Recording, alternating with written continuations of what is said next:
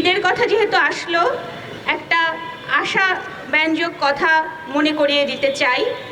বহু বছর পর এবার ঈদে গার্মেন্টস শ্রমিকদের মাঠে নামতে ওভাবে আমরা দেখি নাই ঈদের পূর্বে বেতন বোনাসের জন্য, যেটা কিনা একটা সংস্কৃতি হয়ে দাঁড়িয়েছিল আমাদের দেশে।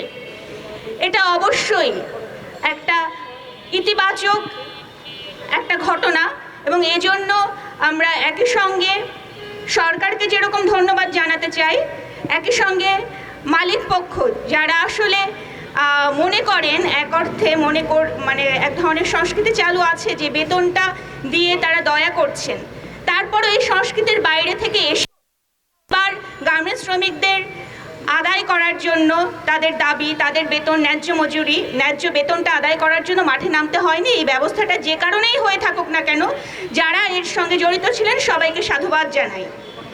একই সঙ্গে মনে করাতে চাই এটা একটা ঘটনা মাত্র, যেটা কিনা আসলে সব সময় হওয়ার উচিত বা উচিত ছিল, যেটা কিনা হয় না। একই সাথে আরেকটা ঘটনা বা আরেকটা কথা আমি বলতে চাই। এখানে উপস্থিত আছেন তাসলিমা আক্তার, আপনারা সবাই চেনেন তাকে, গণসংহতি আন্দোলনের রাজনৈতিক পরিষদের সদস্য। আজকে এই যে সংগঠন আয়োজন করেছে বাংলাদেশ ট্রেড ইউনিয়ন ফেডারেশনের ভারপ্রাপ্ত সভাপ্রধান, গার্মেন্টস শ্রমিক সংহতির সভাপ্রধান সহ তার অনেক পরিচয় আছে। কিন্তু তাসলিমা আক্তার সম্প্রতি তার একটা ইন্টারভিউতে বলেছেন, দেখলাম যে একটা দেশ, মানে কথাটা মোটামুটি এরকম আমার যতটুকু মনে পড়ছে, যে একটা রাষ্ট্র গণতান্ত্রিক উত্তরণের পথে কতটা এগিয়ে গেছে সেটা আসলে নির্ভর করে ওই রাষ্ট্রের শ্রমিক কী অবস্থায় আছে, ওই রাষ্ট্রের নারী কী অবস্থায় আছে, এবং ওই রাষ্ট্রের আপামর জনগোষ্ঠী যারা কিনা অনেক সুবিধা থেকে বঞ্চিত তারা কি অবস্থায় আছে তার উপরে।